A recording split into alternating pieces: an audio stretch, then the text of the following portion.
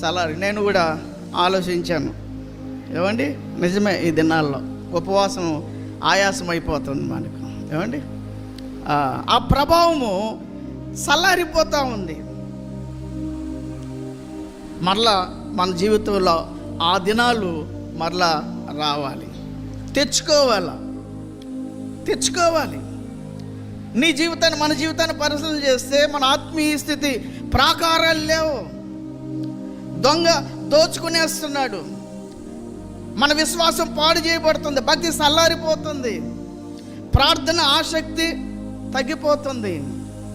నెహెమ్యా వలె మనం ఎలుగెత్తవలసిన వారం. ఆయన తన ప్రజల బాధను చూశాడు. తనకేమో క్షేమంగానే ఉన్నాడు, మంచి ఉద్యోగం, గవర్నర్ అంట ఆయన, రాజు దగ్గర సకల సౌఖ్యాలు ఉన్నాయి, ఎందులో కొదువు లేదు.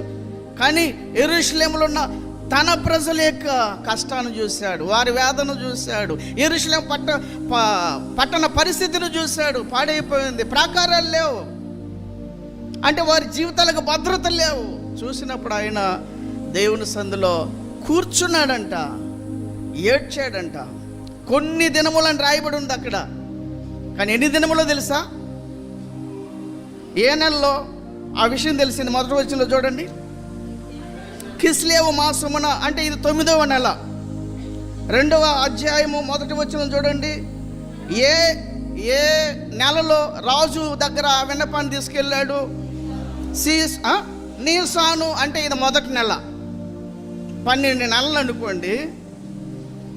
9వ నెలలో విషయం తెలిసింది. అప్పుడు ఆయన ఉపవాసం ప్రకటించాడు. 9, 10, 11, 12.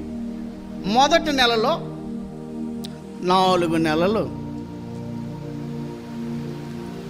4 నెలలు ఆయన రాజు దగ్గరికి ఆ విన్నపాన్ని తీసుకొని పోవడానికి ఆయన ప్రార్థన చేసినట్టుకున్నాడు. ఉపవాస దినాలు బైబిల్ గ్రంథంలో మీరు పండుగ దినాలు ప్రకటించుకోండి, పుట్టినరోజు పండుగలు ప్రకటించుకోండి, కూటి పండుగలు ప్రకటించుకోండి అని చెప్పబడలా. ఏం రాయబడింది తెలుసా? అవండి, యావేలు గ్రంథములో రాయబడింది, ఉపవాస దినములు ప్రకటించుకోండి. దేవుడు అది ఒక పండుగగా జరగాలంటే ఉపవాసం ప్రకటించుకోండి. అది ఉపయోగం, అది శ్రేష్టం, మన జీవితాలు కట్టేది. హల్లెలూయా.